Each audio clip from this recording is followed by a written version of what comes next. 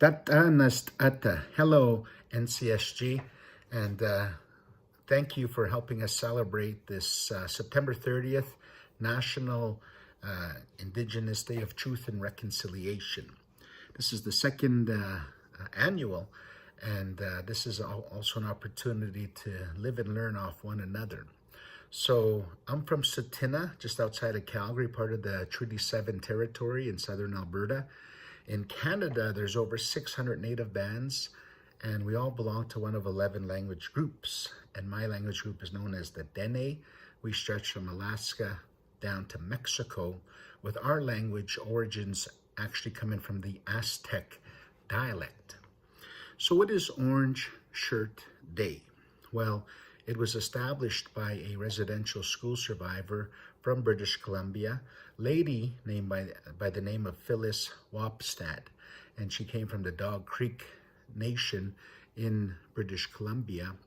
She was raised by her grandmother, who had very limited financial means at the time, and she was able to purchase a orange shirt for her granddaughter before going into residential school.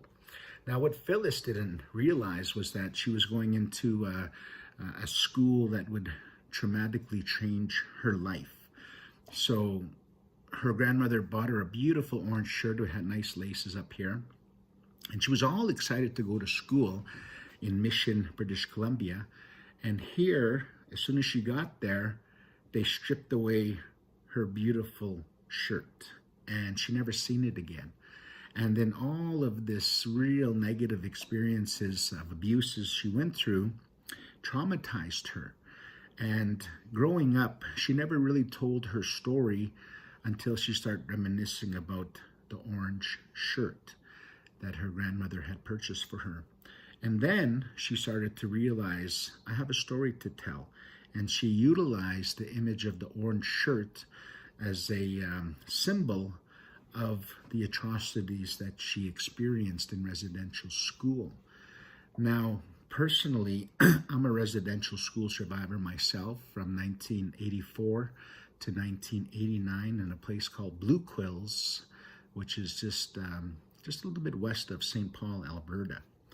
And I can attest to the abuses that went on in that school. I kind of developed phobias. It's hard for me to remember names of people. I think it's just a defense mechanism that I developed from that experiences I went through.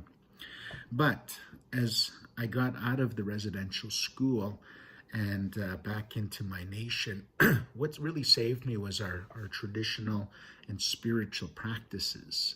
And this is how I was able to overcome and to actually forgive the abusers and to go on in life looking forward rather than triggered by experiences and memories of my residential school days. Now, trauma that I experienced actually means wound.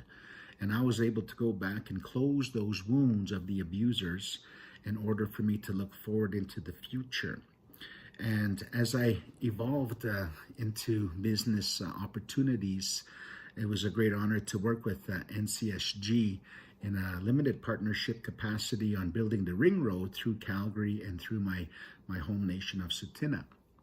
So we're able to get a few contracts to provide the crane and heavy haul equipment to build some of these bridges.